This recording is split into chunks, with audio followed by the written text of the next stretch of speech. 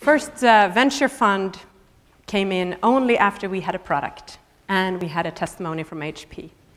Venrock and Gabriel Ventures in San Francisco backed the company. Prior to that, it was my personal money and some of my former clients and friends.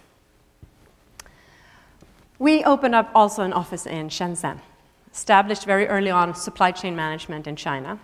China was very good for this company as we were able to rapidly deploy early stages of manufacturing. And we actually became an import and export company in Shenzhen already the first year. Something I'm very proud of when I look back at this journey was the ability to give innovation front seat in a company at a time where short-term profits absolutely dominated the corporate picture.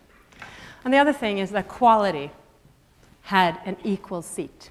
We were determined that if we were going to succeed, not only did we have to have a 2, 3, 4, 5x performance over all the incumbents, and by the way, they're companies you know, Sony, Sanyo, Panasonic, LG, and Samsung, but also we would have to have impeccable quality. This is our first manual. Continue to raise money.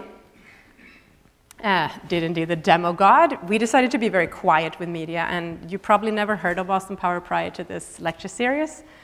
We decided that it was more important to get to know your customers and your suppliers and create this ecosystem than having media.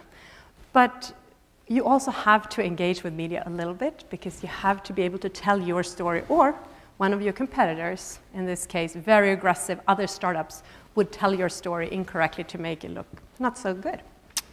So we did that, and this was a wonderful conference to really get access to that platform. Got a lot of awards and recognition, grateful for that, and it really helped boost the morale of the team when, you know, most days you have issues. To get somebody to say, we understand you have issues, but it's still a great thing to do, so go on.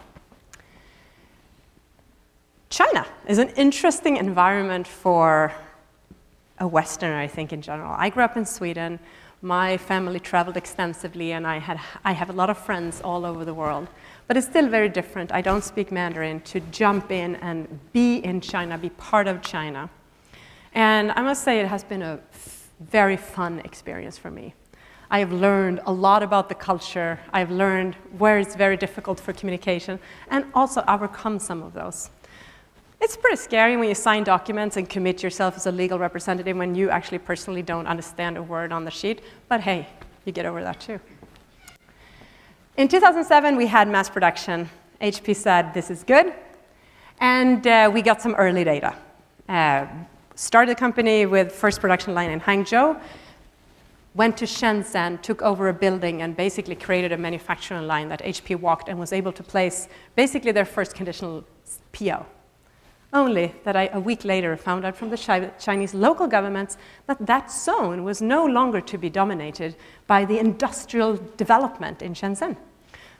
Don't worry, the government official said, I have a new site for you. You will be up and running a year from now. I said, oops.